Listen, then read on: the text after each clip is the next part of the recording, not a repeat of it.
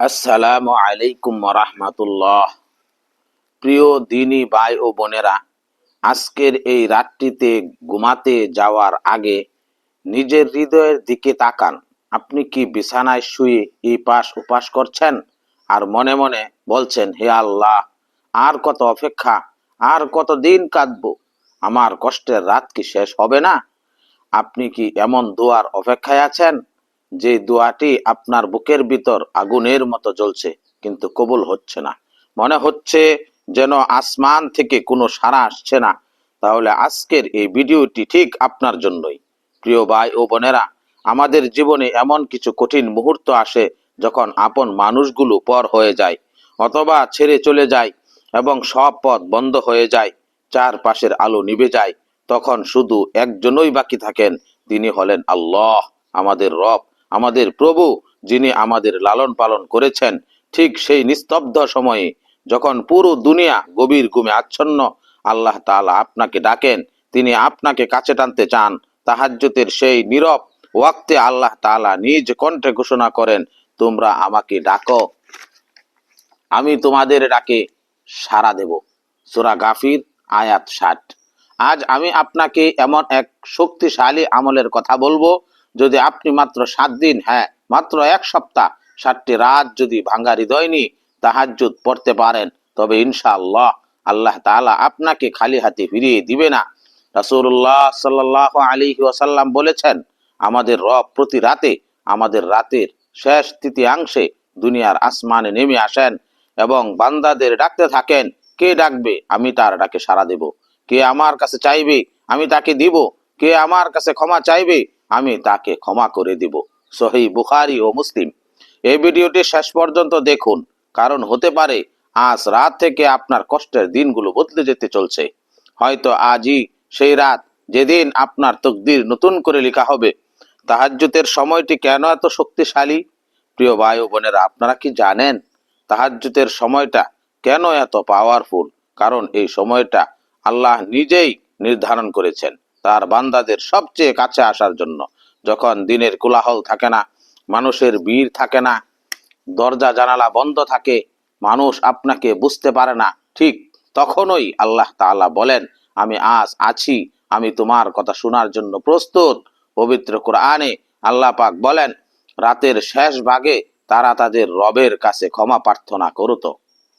সূরা জারিয়াত আয়াত 18। এই সময় পড়া 2 রাকাত নামাজ যেন নামাজ নয়, এটা আপনার হৃদয়ের কান্না, আপনার নীরব আর্তনাদ। আপনি হয়তো দিনের আলোতে কাউকে আপনার ভেতরের ব্যথাটা বলতে পারেননি, লজ্জায় মুখ খুলতে পারেননি, কিন্তু তাহাজ্জুদের সেজদায় সেই শুধু ব্যথা আর শব্দ হয়ে বের হয় না, বরং তা চোখের গরম পানি হয়ে জায়নামাজে ঝরে পড়ে, আর এই পানি আরশ কাঁপিয়ে দেয়। রাসূলুল্লাহ সাল্লাল্লাহু আলাইহি ওয়াসাল্লাম নিজে নিয়মিত তাহাজ্জুদ পড়তেন এবং সাহাবায়ে কেরাম পড়েছেন, এই নামাজে আপনি যা চান তা চাইতে গিয়ে আপনার শরীর কাঁপবে, চোখে ভিজে যাবে। জেনে রাখুন, সেই কান্না আল্লাহর কাছে পৃথিবীর সব কিছুর চেয়ে প্রিয়।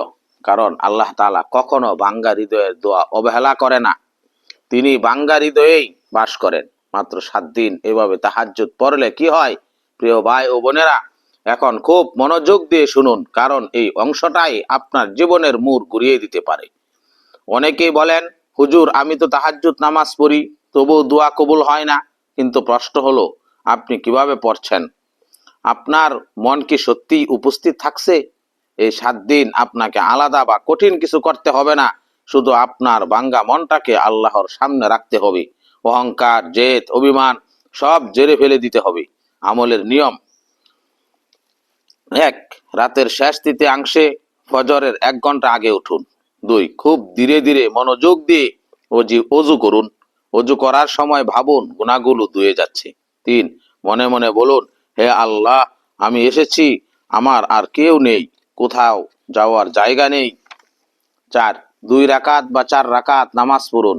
5. সিজদায় গিয়ে নিজের ভাষায় অর্থাৎ মাতৃভাষায় দোয়া করুন।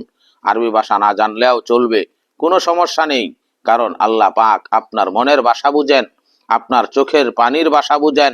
তবে এই 7 দিন দোয়া করবেন তাড়াহুড়ো করে নয়, কান্না আসলে কাঁদবেন, কান্না না আসলেও কান্নার ভাব ধরবেন, অথবা শুধু আল্লাহর সামনে চুপচাপ বসে সামনে নত হয়ে বিনয়ের সুরে শুধু বলবেন, হে আল্লাহ, তুমি ছাড়া আমার আর কেউ নেই, তুমি আমাকে ফিরিয়ে দিও না।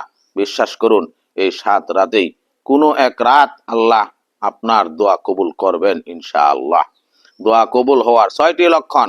অনেকে মনে করেন দোয়া কবুল মানেই হলো আকাশ থেকে টাকা পড়বে বা সব সাথে সাথেই ঠিক হয়ে যাবে, কিন্তু সত্যিটা হলো দোয়া কবুল হওয়ার আগেই আপনার হৃদয়ে আল্লাহ পাক কাজ শুরু করে দেন।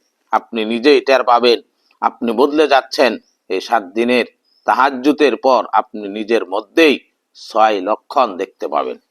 1, তাওয়াক্কুল বা আল্লাহর উপর ভরসা বেড়ে যাওয়া।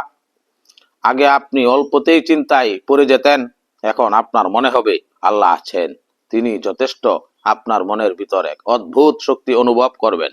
2, রুহানি দরজা খুলে যাবে। হঠাৎ কোরআনের কোনো আয়াত বা কোনো ওয়াজ শুনে আপনার মনে হবে এটা তো আমার জন্যই বলা হচ্ছে। মনে হবে যেন আল্লাহ পাক সরাসরি আপনার সাথে কথা বলছেন। 3, ভালো কাজের প্রতি টান। হঠাৎ দান করতে ইচ্ছা হবে, মানুষের উপকার করতে ইচ্ছে হবে। এটি আল্লাহর পক্ষ থেকে ইঙ্গিত যে তিনি আপনাকে কল্যাণের সাথে পথে নিচ্ছে। শয়তানের ধোঁকা আপনার উপর কোনো কাজ করবে না। 4, আল্লাহর প্রতি ভালোবাসা ও কান্না বৃদ্ধি। অকারণে চোখে পানি আসবে, নামাজে মন বসবে, এটি আল্লাহর নৈকট্যের আলামত। আপনি তখন আল্লাহর প্রেমে ডুবে থাকবেন। 5, মুখে না বলা দোয়ার উত্তর পাওয়া। যা আপনি মুখে বলেননি, শুধু মনে মনে ভেবেছেন, আল্লাহ পাক সেটাও পূরণ করে দিবেন। আল্লাহ তো অন্তর্যামী, মনের না বলা কথাও শুনেন। 6, জীবনের এমন কোনো সুসংবাদ বা সাহায্য আসবে যা আপনি কল্পনাও করেননি, যা আপনার অপ্রত্যাশিত জায়গা বা ব্যক্তি থেকে আপনার সমস্যার সমাধান হয়ে যাবে। এই 7 দিন পর যদি আপনার মনে হয় আমি একা নই, আল্লাহ আছেন, তাহলে আপনি বুঝবেন আপনার দোয়া কবুলের দরজায় এসেছে। আল্লাহ পাক দোয়া কবুলের দেরি করে না, কিন্তু ফিরিয়ে দেন না। আল্লাহ তাআলা বান্দার হৃদয় খালি হাতে ফেরত দেন না।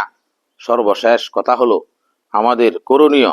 আপনি যদি সত্যি সত্যি এই 7 দিন নিজের অহংকার, অভিমান, নিজের শক্তি বা বুদ্ধি আর মানুষের উপর ভরসা ছেড়ে দিয়ে শুধু আল্লাহর সামনে শুধু ভিখারির মতো দাঁড়ান, তাহলে আপনার দোয়া আসমান পর্যন্ত পৌঁছাবে।